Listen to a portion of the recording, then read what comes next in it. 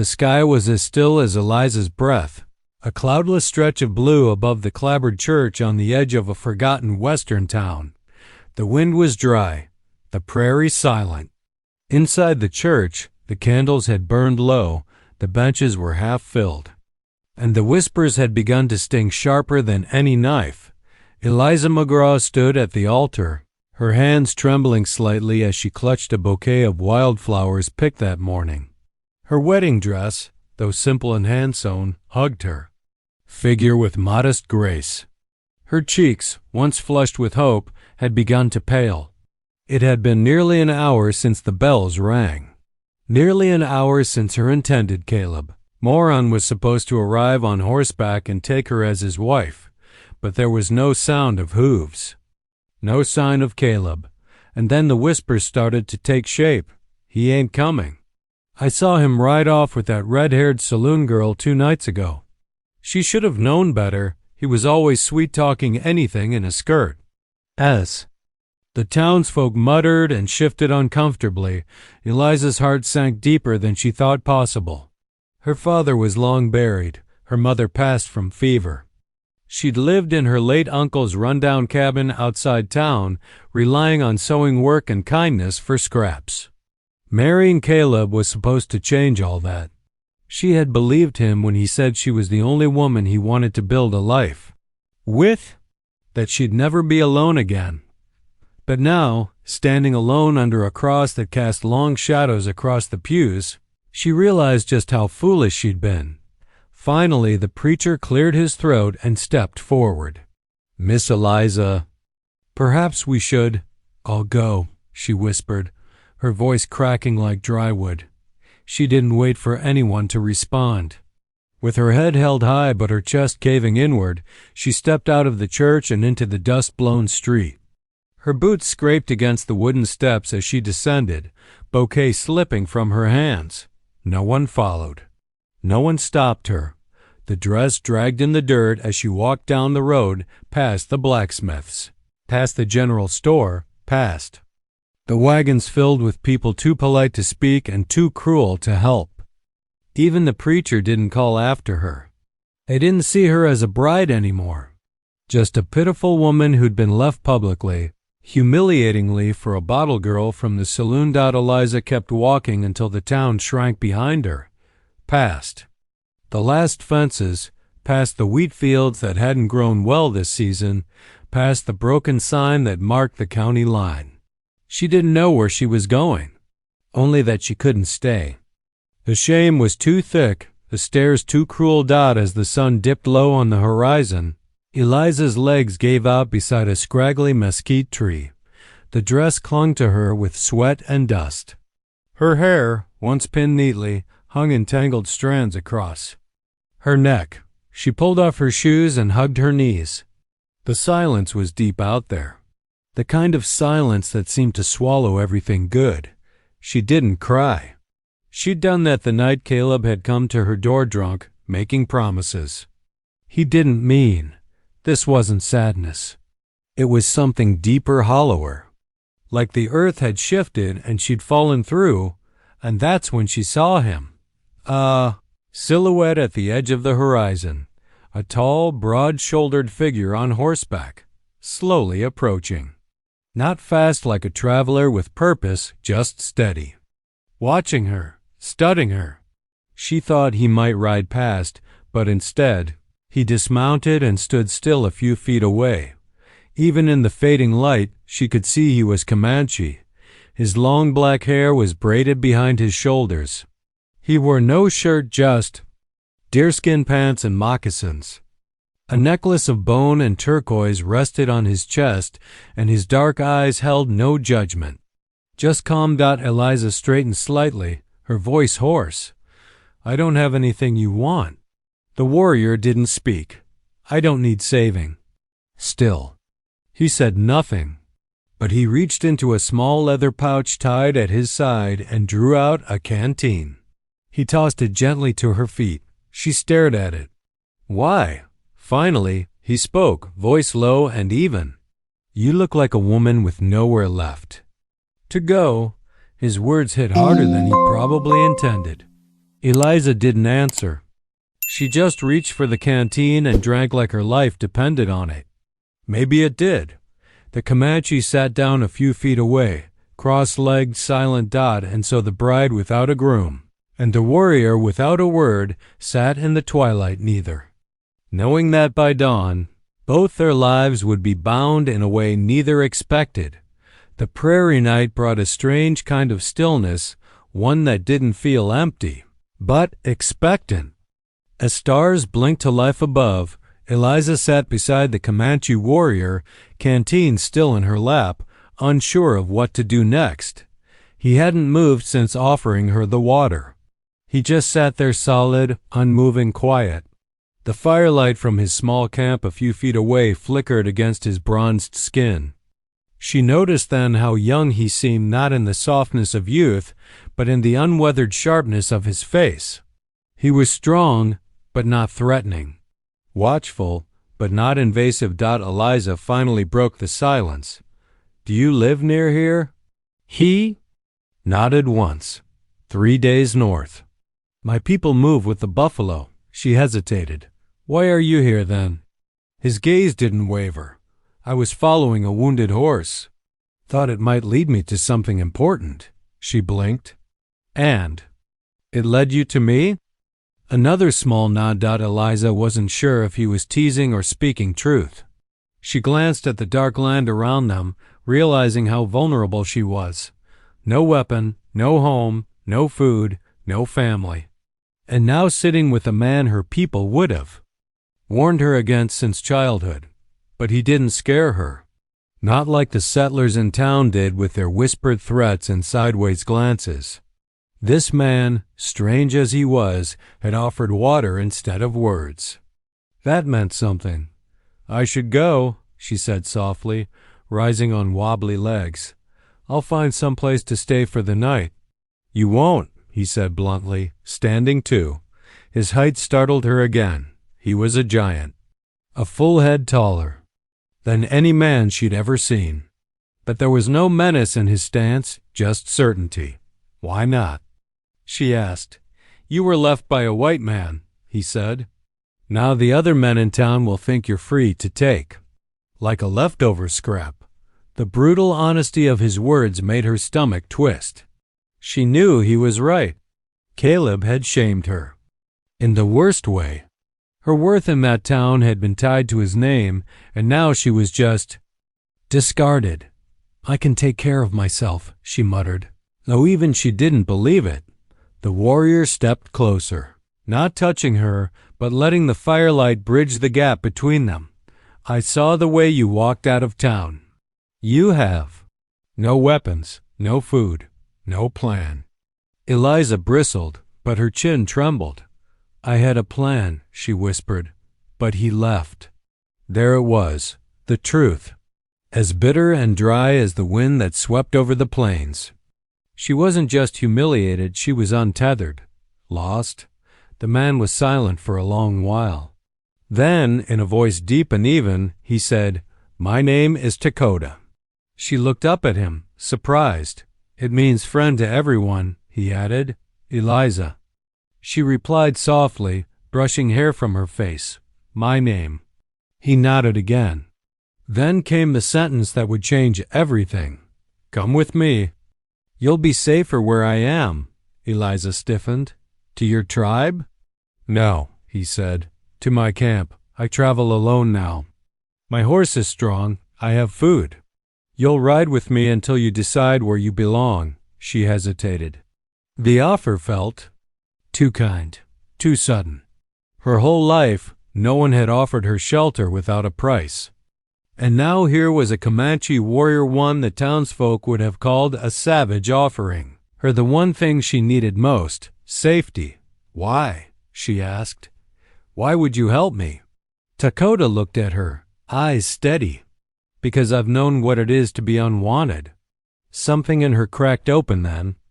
Not trust, not yet, but something like understanding. She didn't answer right away. Instead, she looked up at the moon. It hung low and round, lighting the field in silver. Her white wedding dress was stained and torn, her lips chapped, her hands trembling. But somewhere deep down, she heard her mother's voice again. When you're drowning, girl, don't look back at the shore. Look forward. Someone might be waiting. So she looked forward at Dakota and nodded. I'll go with you, she whispered, just for the night. He didn't smile, didn't celebrate. He simply reached down, lifted a soft buffalo robe from his pack, and handed it to her. You sleep, he said. We ride at dawn. As Eliza curled into the warmth of the robe, something unfamiliar crept into her chest. Not hope, not quite, but something near it. For the first time in days, she didn't feel like prey. And that, she thought before sleep claimed her, might be enough to start again. Morning crept in slowly, the sky painted in soft hues of rose and amber as the prairie came to life. Birds chirped in the distance. A fox darted between the tall grass. And Eliza stirred beneath the buffalo robe, momentarily forgetting where she was. Then she saw him, Dakota, already awake, crouched a few feet away near a small fire he'd rekindled. He was sharpening a long blade with quiet focus, his movements calm and methodical. The firelight flickered across his face, making his features look even more carved, ancient, almost sacred. She sat up, brushing the dirt from her dress and pulling the robe tighter around her shoulders. Her wedding gown was nearly ruin-stained, wrinkled, torn at the hem. The last remnants of her old life clung to her like a ghost.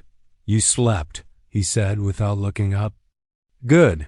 I didn't mean to, she replied softly. But I guess I needed it. Dakota handed her a strip of dried meat and a pouch of berries. She hesitated, then accepted them with a quiet thank you.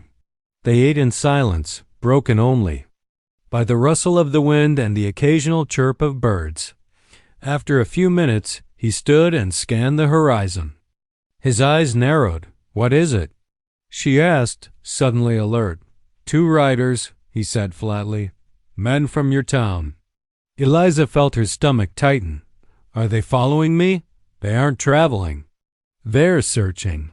He motioned toward the southeast ridge, coming slow. Watching the trail you left, she stood, panicked. I don't want any more trouble. I'll hide, just tell them you haven't seen me. Dakota turned to her fully now, his expression hardening. They're not looking to talk, Eliza. They're looking to take. Her blood ran cold. She didn't need him to explain further. In that town, she was nothing now. A woman rejected, discarded, and worst of all, alone. Some men would see her as fair game. No name to protect her, no husband. Just an abandoned woman in the wild. I have to leave, she whispered. Dakota nodded. We leave now, but we do it my way. Without waiting for agreement, he threw a thick saddle blanket over his paint horse and secured the reins. With surprising ease, he lifted Eliza onto the horse's back, then climbed up behind her. The horse responded immediately, turning westward, away from the trail, into the tall grass and hills. They rode in silence for nearly an hour. Eliza pressed against his chest, her heart pounding not just from the chase but from the nearness of him. She could feel the strength in his arms as he held the reins, the steadiness in his breathing, the raw power of the animal beneath them moving swiftly through the open land. When they finally stopped in a shaded ravine, Dakota dismounted first, then helped her down gently. She looked up at him, breathless. Why are you doing this for me? He stared at her for a long moment, as if weighing whether she could handle the truth. Because I know the way white men look at a woman when they think no one will protect her, he said. I've seen it. I've stopped it.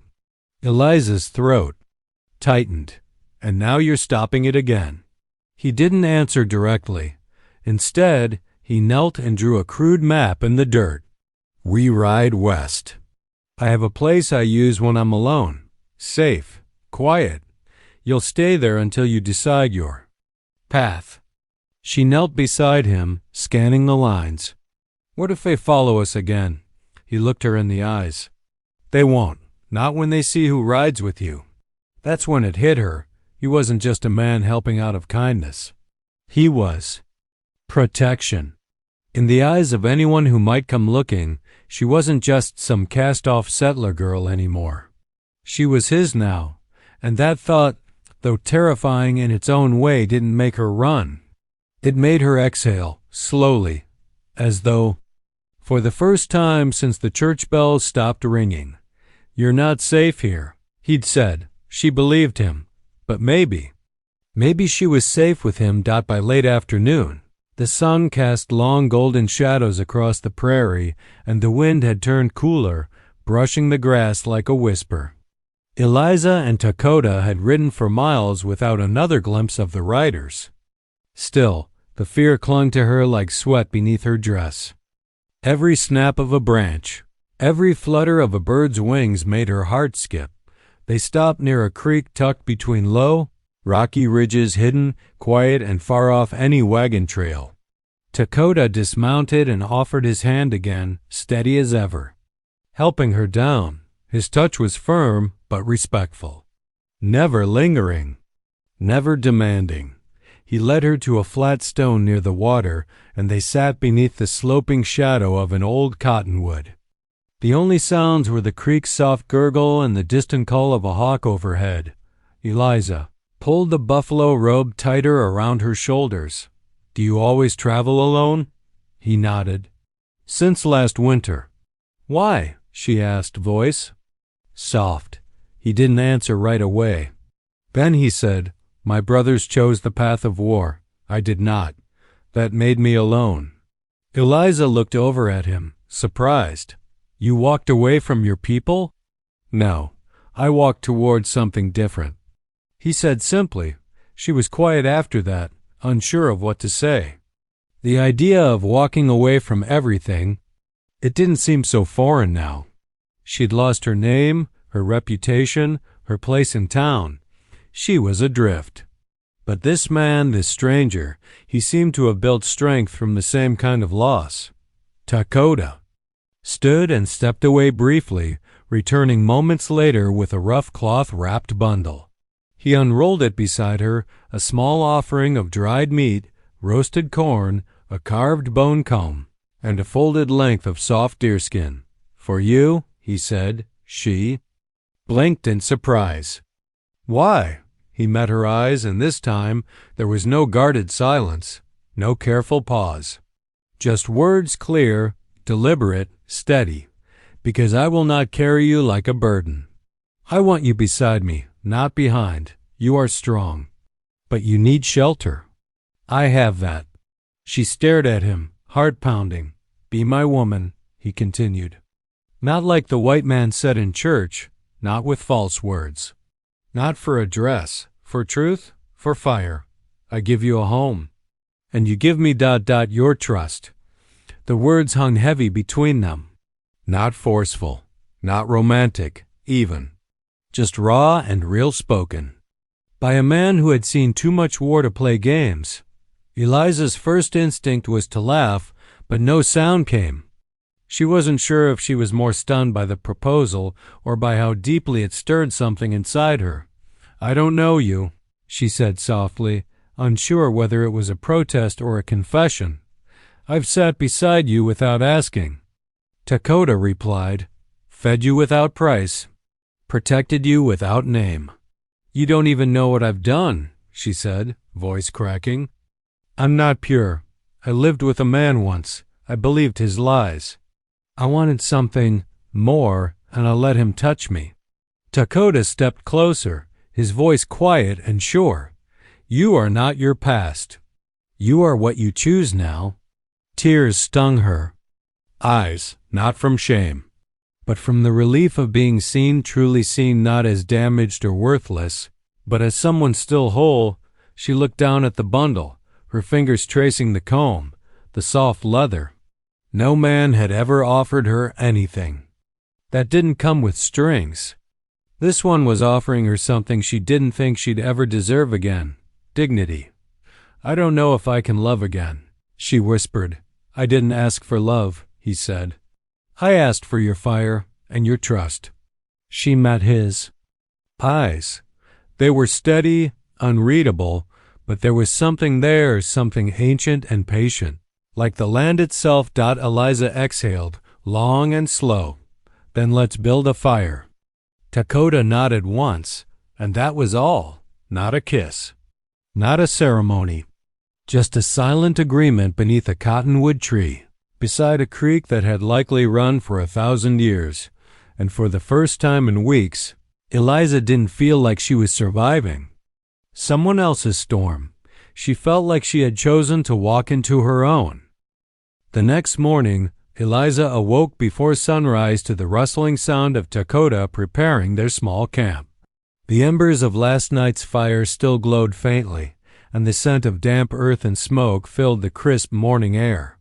Her makeshift bedding of buffalo robe and pine needles had kept her warm, but her heart was colder than she let on. Everything in her life had changed in less than 2 days. Her wedding, her identity, her future. Now she was riding west with a Comanche warrior, with no clear destination and no certainty of what tomorrow would bring. Dakota handed her a strip of roasted rabbit and a clean cloth soaked in cool creek water. She thanked him, then cleaned her face slowly, watching the sky lighten to pale gold. "We ride far today," he said, "into canyon lands. No one follows that way." She nodded, unsure what to say. Dakota didn't talk more than he needed to, and she found herself oddly grateful for the silence. Too many men she'd known had filled the air with empty promises. This man gave her nothing but clarity. They saddled the paint horse, and Dakota tied a small bundle of supplies behind the saddle. Then, without ceremony, he helped Eliza mount and climbed up behind her. She felt his warmth at her back, his strong hands guiding the reins. The rhythm of the horse beneath them became steady, soothing. Even hours passed with little conversation. The land grew rougher, wild with sagebrush and boulders framed by rising red cliffs. Buzzards circled overhead, and lizards darted across their path. As they rode, Eliza couldn't stop the thoughts swirling in her mind. "Do your people know where you are?" she finally asked. "No," Dakota answered. "I left by choice." "To find peace?" she asked. "To find something worth staying for," he said simply. His words weren't romantic, but they settled into her chest like warm coals. He wasn't just drifting, he was searching. And now, somehow, she was part of that. They stopped by a high ridge where the earth dipped into a hidden valley. A waterfall tumbled from the cliffs above into a clear basin below. Birds nested in rocky alcoves, and deer tracks lined the soft mud near the water's edge. It felt untouched, sacred, almost. "This is the place?" Eliza asked. "For now," he said.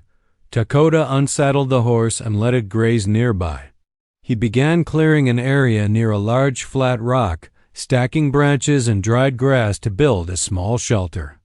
Eliza stepped in to help, following his quiet instructions. It wasn't like building a home. It was more like making a promise to survive together. As the sun dipped low and the fire began to crackle, Eliza sat with her knees drawn up, staring into the flames. The silence between her and Dakota had grown. Companionable, not awkward. But there was something she had to say. "I'm not ready to be a wife," she admitted quietly. Dakota looked at her, unblinking. "I know. I still have fear in me," she continued, "and shame. And anger. You are allowed to carry all of it," he replied. "You just don't have to carry it alone." That silenced her. Not because she doubted him, but because no one had ever said that to her before. Not her mother. Not Caleb. Not even the preacher who used to lecture her about forgiveness. She was allowed to feel it all, and still move forward. She glanced at him in the firelight. "And you? What do you carry?" Dakota was quiet for a long time. Then he sighed, "A warrior's hands, but nowhere left to fight. Not unless it's for something that matters." That answer stayed with her all night. Long after the fire burned low and the stars spilled across the canyon sky, she lay wrapped in furs, listening to the wind whistle between rocks and branches. Dakota slept nearby, his figure still as stone. There were no promises between them, no declarations of love, no false hope, but there was something stronger growing in the quiet between them. Trust. And on this journey, maybe that would be enough. The days passed in a quiet rhythm, simple and steady. Eliza and Dakota traveled farther into the canyons, following winding trails that only he seemed to know. Each night they stopped near water, built a small fire, and shared whatever they had: roots, dried meat, rabbit if Dakota trapped one, berries. She foraged during their brief rests. Eliza learned to ride without clinging, to read the land like he did.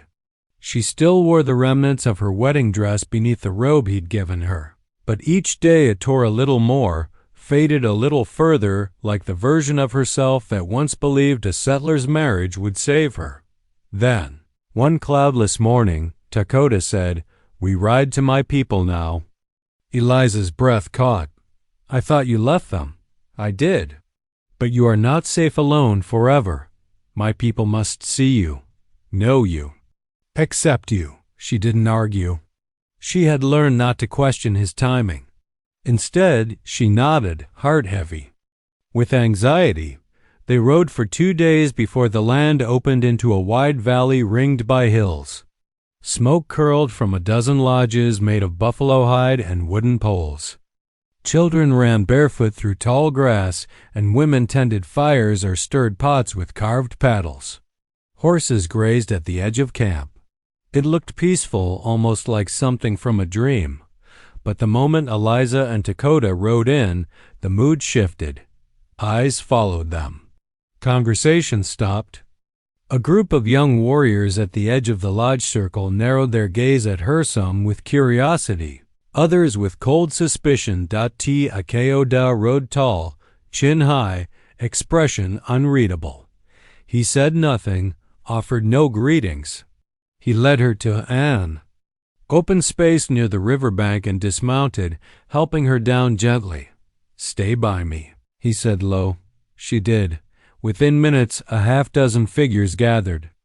An older woman with long silver braids, a thin man with a carved cane, and 2 warriors with paint across their faces. Elders, it seemed. Leaders. They did not smile.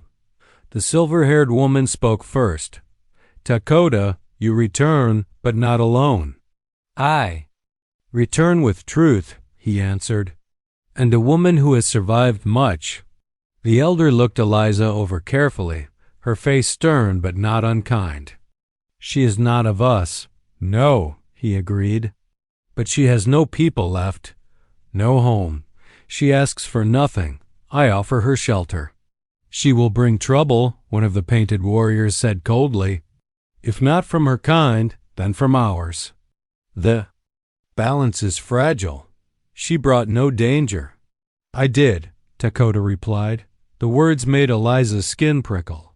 He wasn't just taking her in, he was claiming responsibility, risking his own standing to make a place for her. After a tense silence, the elder woman spoke again. "She stays, but not in our circle.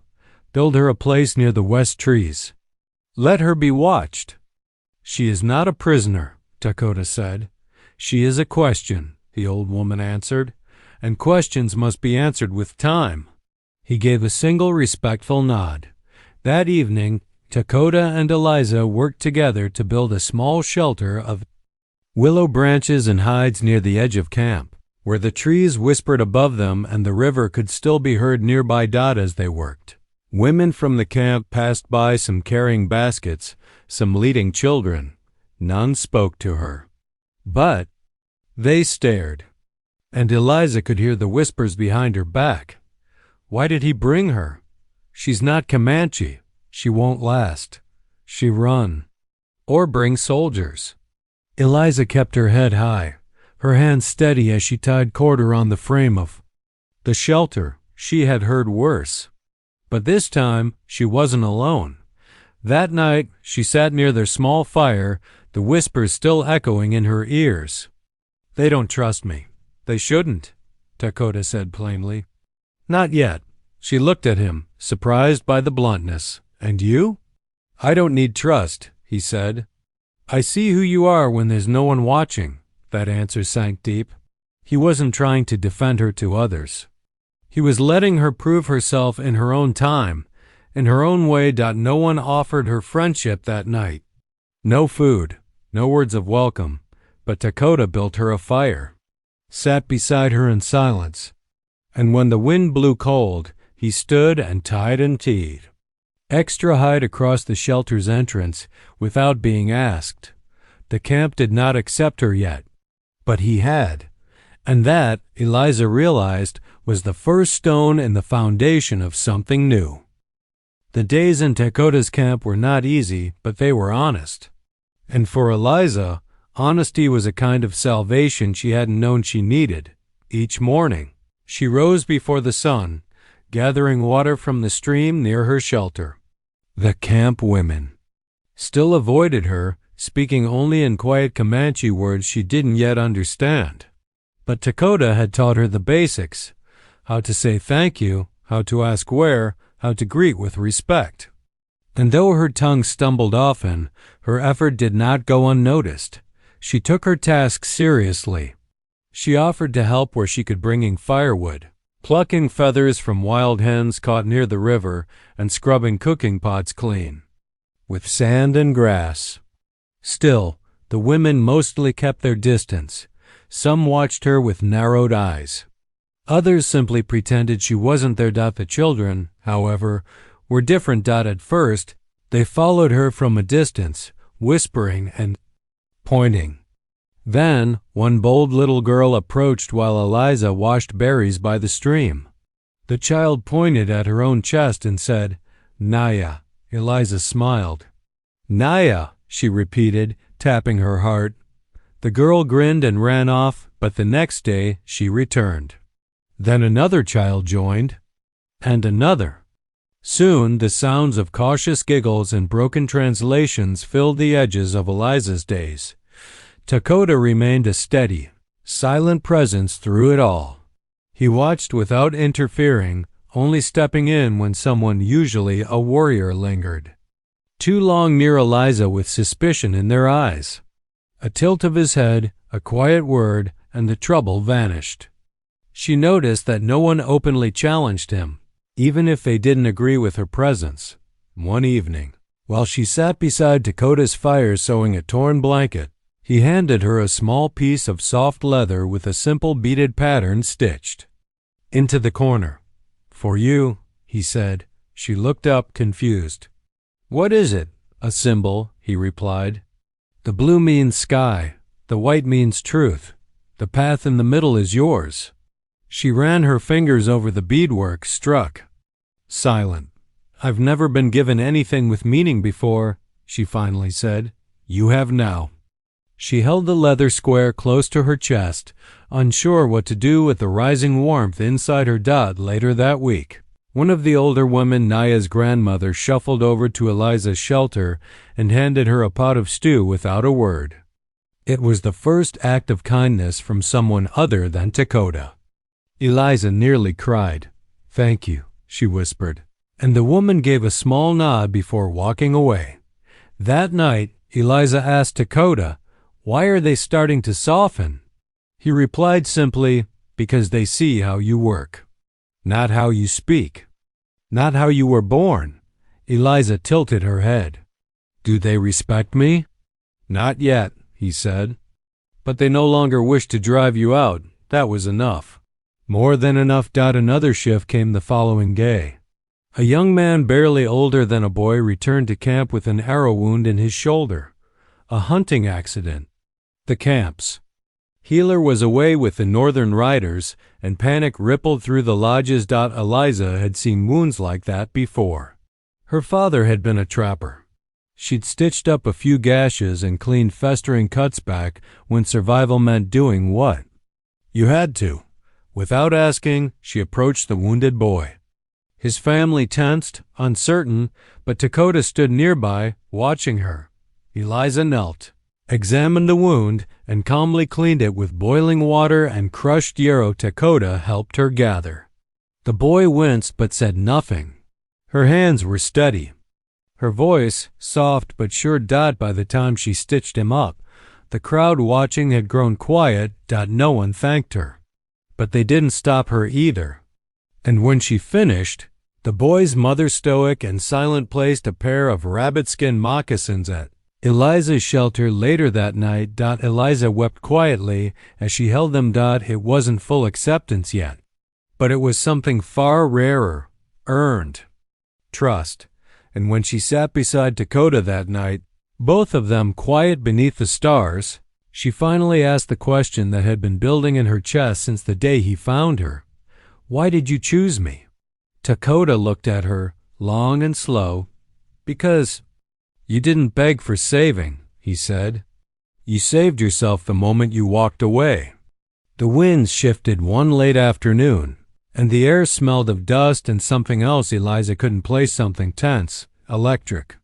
She was kneeling by the stream, washing clothes beside Naya's grandmother, who now worked silently beside her most mornings. The old woman paused suddenly, sniffed the wind like a coyote sensing danger. "Riders," she murmured in Comanche. Eliza froze. Back at camp, a horn sounded, once low and deliberate. It wasn't a signal for hunting or celebration. It was a warning. Within minutes, men gathered at the edge of the valley, Dakota among them. He didn't speak, but his body tensed like a bowstring. Eliza left her washing and walked toward the gathering crowd, heart pounding with every step.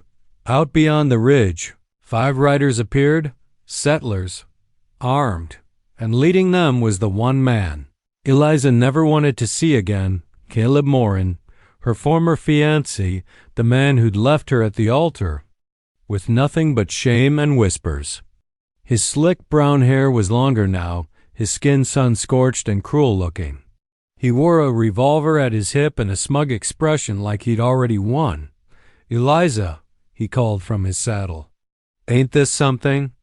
I heard rumors you ran off with an Injun. Figured it couldn't be true."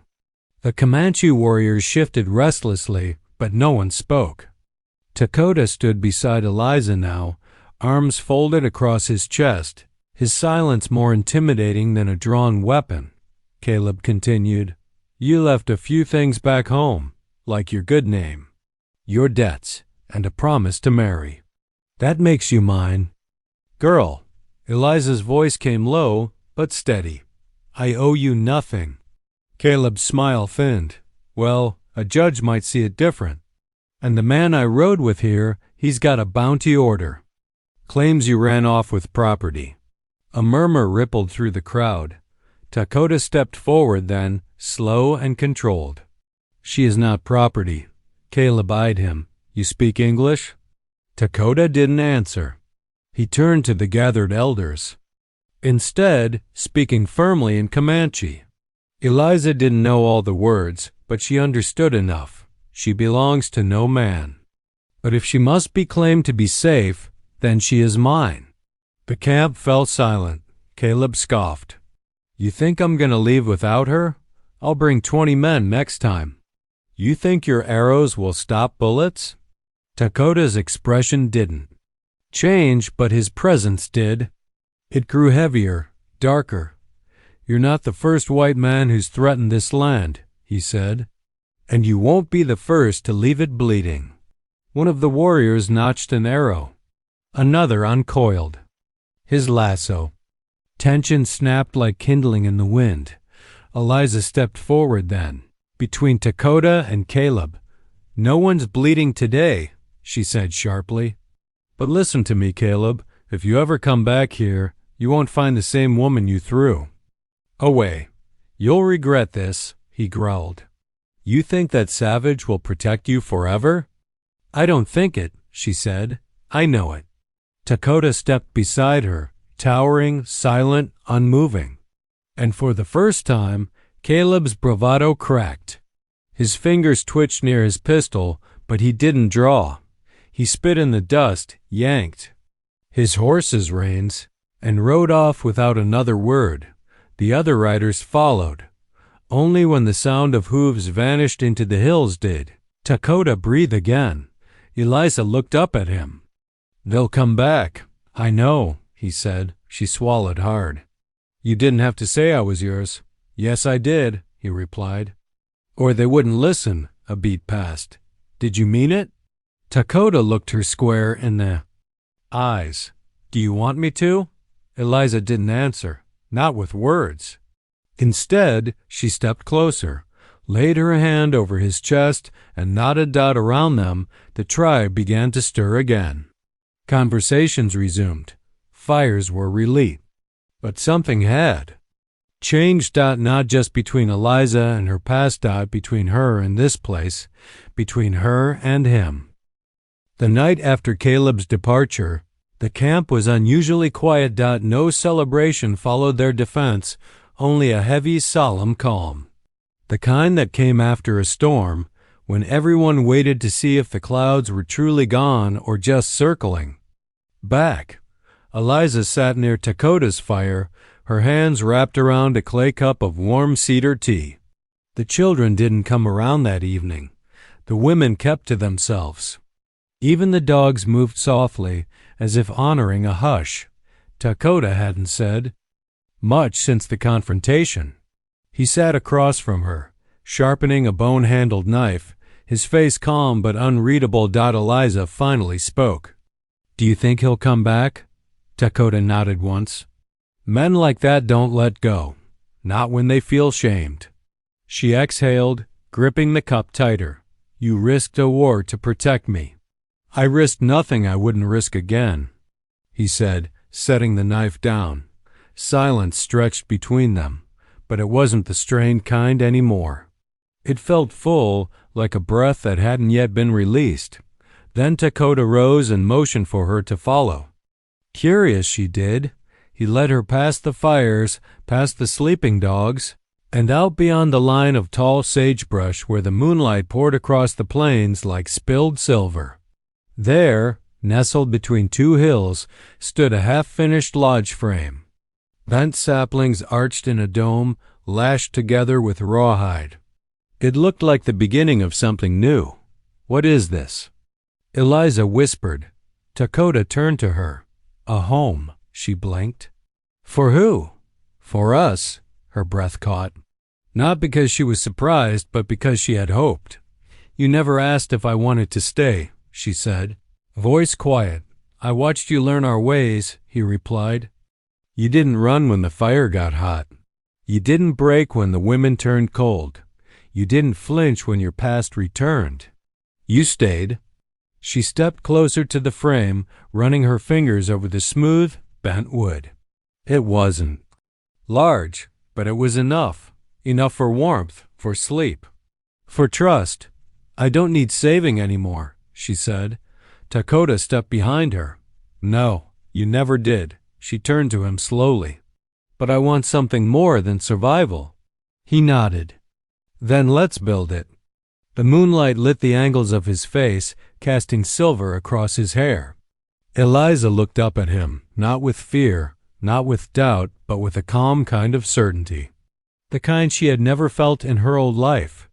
Not in a white dress, not in a church pew, not on the day she was abandoned. Here, beside a warrior who had claimed her not with force but with honor. She had found something stronger than shelter. She had found belonging. They stood together in the silence of the plains, the soft wind lifting Eliza's hair. Dakota's hand gently found hers, not possessive, not demanding. Just there, warm, solid, real. And in that moment, they were not settler and Comanche. They were not woman and warrior. They were simply two souls choosing each other. In the days that followed, the lodge took shape. The women, once distant, began offering help. Naya's grandmother brought hides to line the floor. A young boy delivered painted stones to anchor the fire circle. Even the healer, returned from her journey, placed a string of beads at the entrance as a quiet blessing. The tribe had watched Eliza endure. Now they watched her belong. Dakota and Eliza shared work, meals, and laughter. He taught her more Comanche words, and she taught him how to make coffee strong and bitter just the way he liked it. They learned each other's rhythms like a song passed between generations. One night, as they lay beneath the stars outside their half-built lodge, Eliza whispered, "When I first arrived, I thought I was lost." Dakota smiled. "You were," she chuckled softly. "And now?" "You're found," he said simply, "because you stopped waiting for someone to carry you and chose to walk beside someone instead." Her fingers curled into his. "Then I'll keep walking. With you." The morning started like any other soft light spreading over the valley, smoke curling from the early fires and the faint laughter of children echoing between tents. Eliza had just stepped outside her newly finished lodge, a bundle of herbs in her hand, when a familiar unease prickled her spine. Dakota emerged from the tree line moments later, bow in hand, jaw set hard. "They're back," he said. Caleb. A name didn't need saying.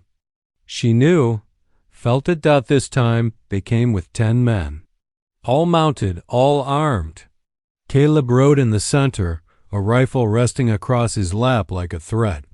Behind him were bounty hunters, settlers, and a man in a long coat with papers in hand, official. Dangerous looking, the Comanche warriors formed a protective wall in front of the camp. Dakota stood at the front, his shoulders wide, unshaken. Eliza stood beside him this time, not behind, not hidden. The man in the coat lifted a paper and shouted, "We've got a claim here."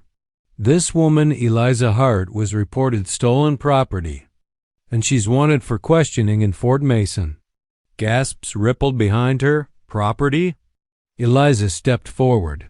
"I'm no one's property," she said loud enough for all to hear. Caleb leaned forward on his saddle, eyes cruel. "That ain't how the law sees it." Dakota spoke now, voice like thunder. "The law does not rule here. She is not yours. She is my wife." The word wife struck the air like a thrown blade. Eliza's eyes widened, not because she was surprised, but because it was true. In every way that mattered. Not by a priest, not with rings, but by shared life, by loyalty, by firelight and choice. The long-coat man shook his head. "Without papers, it don't count. She comes with us. You'll have to take her," Dakota said, stepping forward. "But not one of you will leave with breath if you try." The warriors behind him raised spears. Arrows notched. And from the sides of the valley, more Comanche appeared. Silent shadows with weapons drawn. The settlers hadn't counted on this many. Caleb's bravado cracked again. "Is she really worth dying for?" "She's worth living for," Dakota said. "Which means she's worth everything." Eliza stepped beside him, looked Caleb in the eyes one last time. "You had your chance," she said. "You threw me away." Caleb's hand twitched toward his rifle, but a sudden whiz split the air, and an arrow landed at his feet, quivering. Next. "One doesn't miss," someone growled from the ridge. The silence that followed was thick with choice. Caleb spat, turned his horse sharply, and muttered, "You'll regret this." But even his voice lacked conviction now. The riders retreated, some throwing nervous glances over their shoulders. Dust rose in their wake. Then peace. Real peace. No. More threats. No more past clinging to her ankles like chains. Eliza exhaled for what felt like the first time in years. Later that evening, under the dimming light, the tribe gathered to bless. The new lodge, songs were sung, smoke shared. Children danced. And in the glow of fire, Dakota took Eliza's hands. "You were never cursed," he said softly. "Only waiting." Eliza smiled. "And you?" "I was surviving," he said, "until you made me want more." Their kiss was quiet, reverent. Not a beginning, but a vow renewed. A vow that didn't need paper or rings or white dresses. Only firelight, courage, and two souls who chose to walk through the world together no matter how it burned.